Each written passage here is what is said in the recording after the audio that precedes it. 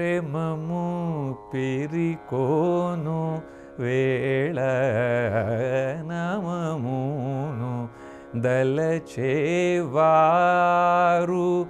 రామభక్తుడైన త్యాగరాజను తూని నిజదాసులైనవా ఎందరో మహానుభావులు. రామచరితం కార్యక్రమానికి తిరిగి స్వాగతం అండి అయ్యా.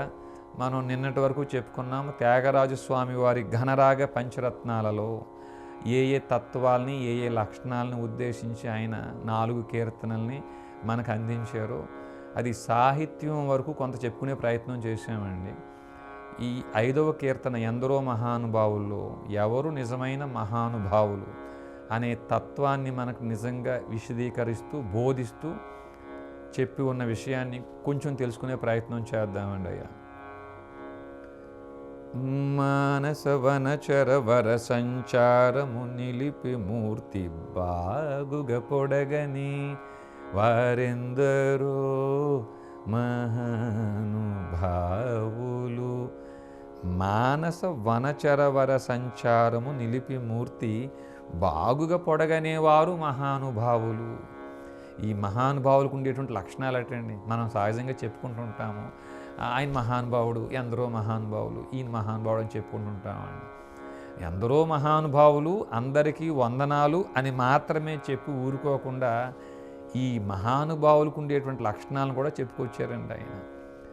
మానస వనచరవర సంచారము నిలిపి మూర్తి బాగుగా పొడగనేవారు మహానుభావులు. ఈ యొక్క మన శరీరం లోపల కూడా ఒక మనసు ఉందండి.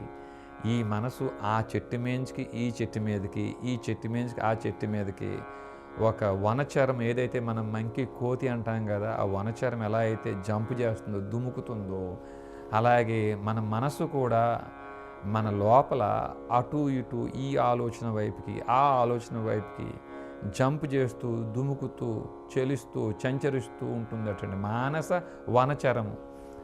అయితే ఎవరైతే ఈ మనసుని స్థిరంగా మూర్తిని చూడగలిగే స్థితిని నిలపగలుగుతారో, స్థిరముగా నిలిపి మూర్తిని చూడగలరో వారు మహానుభావులటండి అయ్యా. మూర్తి అంటే శ్రీరామచంద్రమూర్తి అండి.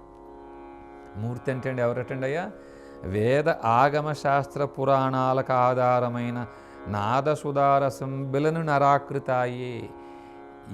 ఏ వేదానికి శాస్త్రాలకి ఆగమాలకి పురాణాలకి ఏ నాదం ఆధారమో ఆ నాదం జన్మ తీసుకుని ఈ రామచంద్రమూర్తిగా ఇలను నరాకృతి దాల్చిందో ఆ నరాకృతిని ఆ మూర్తిని చూడగలిగేవారు మహానుభావులటండి అయ్యా.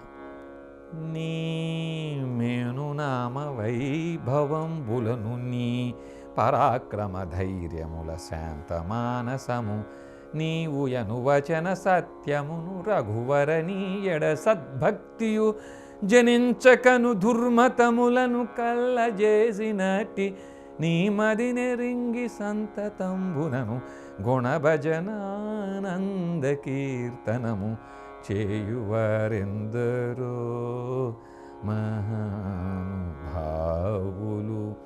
ఓ రామచంద్రమూర్తి, నువ్వు ఉన్నావు అన్నదే అబద్ధం, నువ్వు లేవు, నువ్వు రావు అని ఏ మతాలైతే దుర్మతాలు చెబుతున్నాయో వాటన్నిటినీ ఒమ్ము చేసి కళ్ళ చేసి వారు చెప్పే మాటల్ని అబద్ధం చేసి పరాక్రమ ధైర్యముల శాంత మానసముతో దుష్ట శిక్షణ శిష్ట రక్షణ కోసం తిరిగి వచ్చేటువంటి నీ గుణభజనానంద కీర్తనము ఎవరు చేయగలరో వారు మహానుభావులు అటండి అయ్యా. అయ్యా మహానుభావుల యొక్క లక్షణాలు అటండి ఇవి. భగవత రామాయణ గీతాది శృతి శాస్త్ర పురాణపు మర్మములన్ శివాది షణ్మతముల గూఢములన్ 30 సురాంతరంగముల భావంబుల నెరిగి భావరాగలయాది సౌఖ్యము చేర్చిరాయువున్ గలిగి నిరవధి సుఖాత్ములై త్యాగరాజాప్తులైనవారు ఎందరో మహానుభావులు.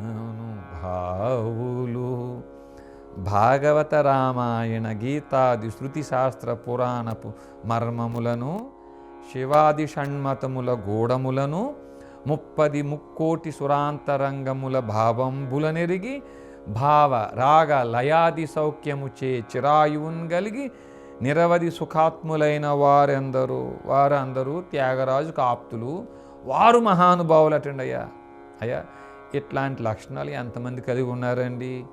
భాగవత రామాయణ గీతాది శృతి శాస్త్ర పురాణ మర్మములు తెలిసి శివాది షణ్మతముల గూఢంబులనెరిగి 30 సురాంతరంగముల భావంబులనెరిగి భావ రాగ లయాది సౌఖ్యముచే చిరాయువును కలిగిన వారు ఈ భూమి మీద ఎంతమంది ఉంటే అంతమంది మహానుభావులటండయ్యా.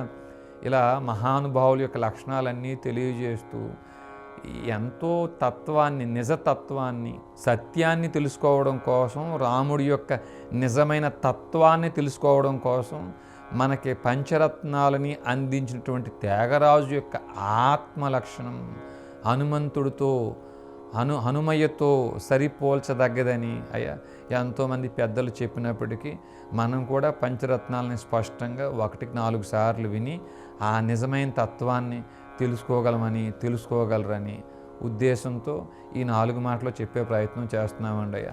మరి వచ్చేటువంటి ఎపిసోడ్స్లో ఈ రాముడి యొక్క తత్వాన్ని త్యాగరాజు స్వామి వారు ఇంకేదైనా కీర్తనల రూపంలో మనకు అందించినప్పుడు అయ్యా వాటిని ఎలా విశదీకరించి మనం తెలుసుకోవాలో ఆ ప్రయత్నం కూడా చేద్దామండి అయ్యా.